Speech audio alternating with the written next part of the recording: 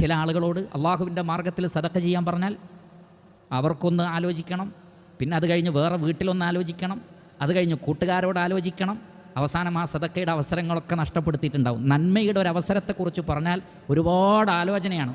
ദുനിയാവിൻ്റെ കാര്യം അപ്പോൾ തന്നെ കാർഡ് എടുക്കുന്നു, ATM കാർഡ് എടുക്കുന്നു, ആ കാർഡ് എടുക്കുന്നു, ഈ കാർഡ് എടുക്കുന്നു, കണ്ട മാത്രയിൽ ഇഷ്ടപ്പെട്ടു വാങ്ങി ലക്ഷങ്ങൾ വിലമതിക്കുന്നതായിരിക്കും, ഒരു പ്രയാസമില്ല.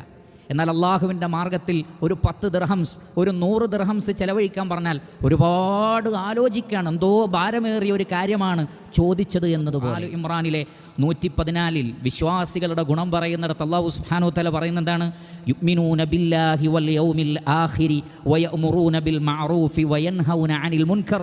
അവർ അള്ളാഹുവിലും പരലോകത്തിലും വിശ്വസിക്കുന്നു, നന്മ കൽപ്പിക്കുകയും തിന്മ വിരോധിക്കുകയും ചെയ്യുന്നു.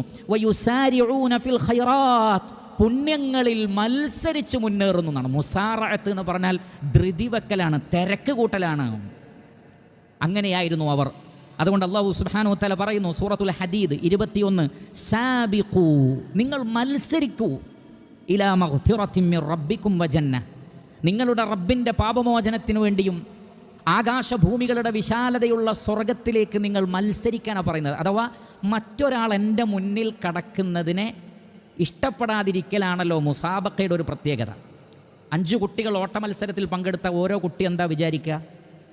എൻ്റെ മുന്നിൽ ആരും കടക്കരുത്, അവർ നന്നായി ഓടിക്കോട്ടെ, പക്ഷേ എൻ്റെ മുന്നിൽ ആരും കടക്കരുത്. ഇതാണ് ഓരോ കുട്ടിയും ചിന്തിക്കേണ്ടത്. ഇതിനാണ് മുസാബക്ക എന്ന് പറയുക, ഇതിനാണ് മത്സരം എന്ന് പറയുക. ഞാൻ ആദ്യമാവണമെന്ന് ചിന്തിക്കലാണ്, ഞാൻ അവസാനക്കാരനാവണമെന്ന് ചിന്തിക്കൽ മുസാബക്കയല്ല.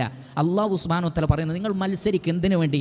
ചെറിയൊരു ട്രോഫി, കഴുത്തിൽ എന്തെങ്കിലും ഇടുക, അതല്ലെങ്കിൽ ഒരു ഗ്ലാസ്, ഒരു സോപ്പ് വെട്ടി, അതിനൊക്കെ നമ്മൾ വലിയ പ്രാധാന്യം കൊടുക്കുന്നുണ്ട്. അല്ലാഹു പറയാണ്, മത്സരിക്കുകയാണെങ്കിൽ മത്സരിക്കേണ്ടത് ലിമിസ്ലി ഹാദാ ഫൽയഅമലിൽ ആമിലൂൻ എന്ന് പറഞ്ഞില്ലേ?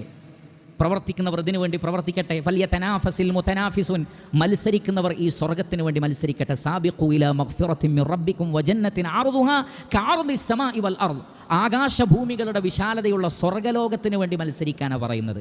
അവിടെ എത്താൻ എന്ത് വില കൊടുത്തും നിങ്ങൾ ധൃതിപ്പെടൂ എന്നാണ് പറയുന്നത്.